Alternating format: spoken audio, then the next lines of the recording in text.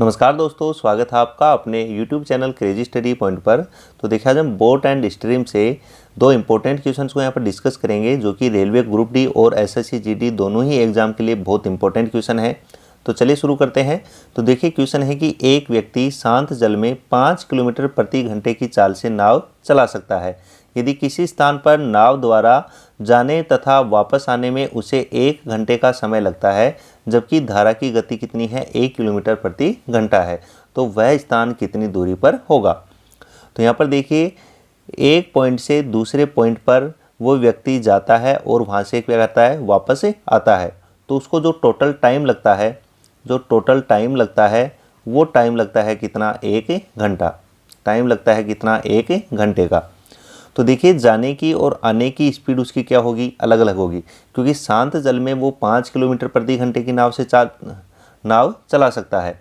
तो देखिए, जब वो धारा की दिशा में जाएगा, मतलब जिधर पानी का भाव होगा उसी दिशा में यदि वो जा रहा है, तो उसकी खुद की स्पीड होगी 5 और पानी की स्पीड होगी कितनी, 1 किलोमीटर प्रति घंटे की, जो धारा की स्पीड होगी। तो टोटल जाएगा वो कौन सी स्पीड से, 6 किलोमीटर पर हावर की स्पीड से वो जाएगा। जबकि देखिए, वो जब वापस आएगा उस पॉइंट से, तो जो धारा की दिशा होगी उसके अपोजिट साइड आएगा, तो उसका वो विरोध करेगी। मतलब उसकी स्पीड 5 है और पानी की स्पीड 1 है, तो 1 की स्पीड उसकी क्या हो जाएगी, कम हो जाएगी। तो ऐसी कंडीशन में वो आएगा 4 किलोमीटर प्रति घंटे की स्पीड से। अब देखिए, दोनों ही कंडीशन में डिस्टेंस क्या है, सेम है। जितनी दूरी पर गया है उतनी दूरी पर वापस आया है। तो यदि डिस्टेंस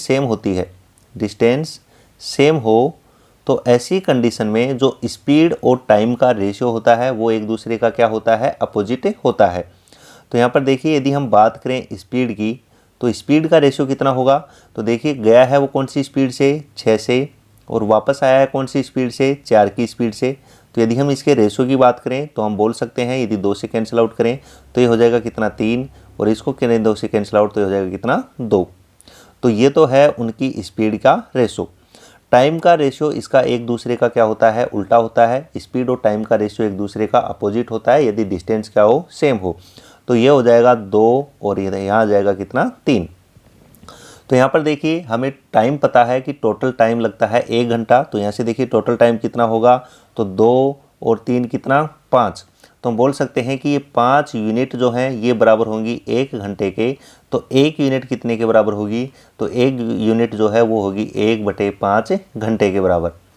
अब हमें डिस्टेंस निकालनी है, यानी कि दूरी बतानी है। तो दूरी बराबर होता है स्पीड इंटू टाइम।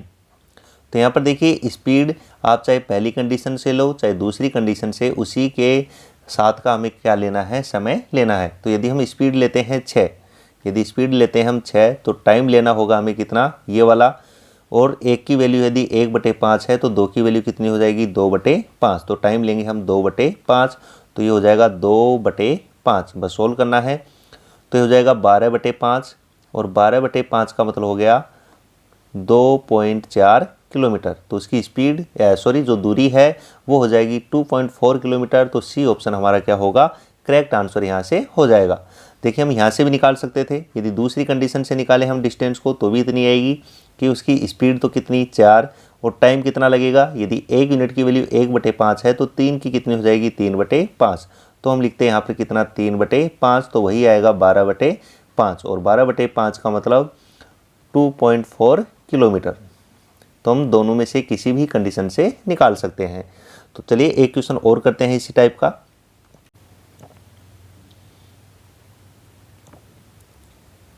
तो देखिए, नेक्स्ट क्वेश्चन है कि एक तैराक शांत जल में 10 किलोमीटर प्रति घंटे की चाल से तैर सकता है। धारा के विरुद्ध किसी निश्चित दूरी को तय करने में लगा समय धारा की दिशा में उतनी ही दूरी को तय करने में लगे समय से 3 गुना समय लगता है। तो धारा का वेग हमें यहाँ पर बताना है। तो देखिए, दोनों ही कंडीशन में डिस्टेंस क्या है, सेम है।